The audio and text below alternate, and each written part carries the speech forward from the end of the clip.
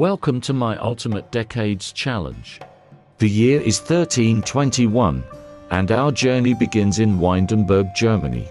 Here we have our founder, Asher Rosenfeld, known for being one of the best blacksmiths in Windenburg. He is twice a widower, and at 39 has already outlived 8 of his 12 children. His current wife, Judith, is pregnant yet again, and everyone is hoping for the best. Judith hasn't had the best luck in childbearing. Of the 4 children she's had so far, only one is currently alive, and she suffered a miscarriage just last year. She's also only managed to have girls, which Asher has assured her many times over he's fine with. That after all the loss he suffered in his life, alive and healthy was more than enough. But she struggled to truly believe it. Men were supposed to want sons, weren't they? Asher had 4 sons by his first wife, Abigail, but one was stillborn. One died in early childhood, and the other 2 were lost to the Great Famine. If we don't have a boy soon, this challenge is in trouble. Of Asher's surviving children, we have his firstborn, Dowager Lady Rainette Berger, who has 2 children of her own, Hildegard and little Lord Christoph II. Unfortunately, since Rainette had to agree for her children to be raised Catholic in order to marry her late husband, Christoph is out of the running to be the heir of my Jewish edition of the Decades Challenge. Next we have Rivka, a socially awkward young girl, but a very talented painter and singer.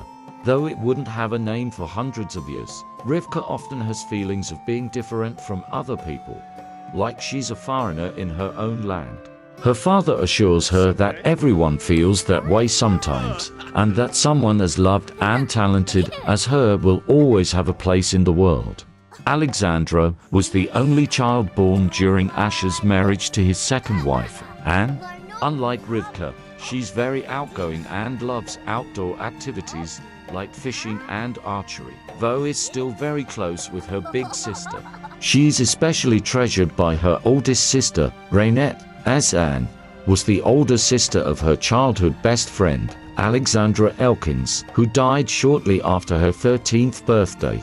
Ever since Anne's passing, little Alexandra has been the only tangible link she has to her old friend.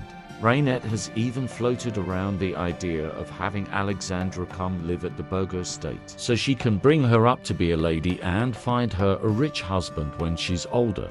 Finally, we have Rochelle, Judith's only surviving child. To be completely honest, I haven't really paid much attention to her, as right now my main focus is on having a son to keep this challenge going.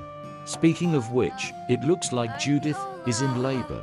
Since Rivka has recently turned 13, she's deemed old enough to help with the delivery, while Asher is told by the midwife to wait downstairs with Alexandra and Rochelle.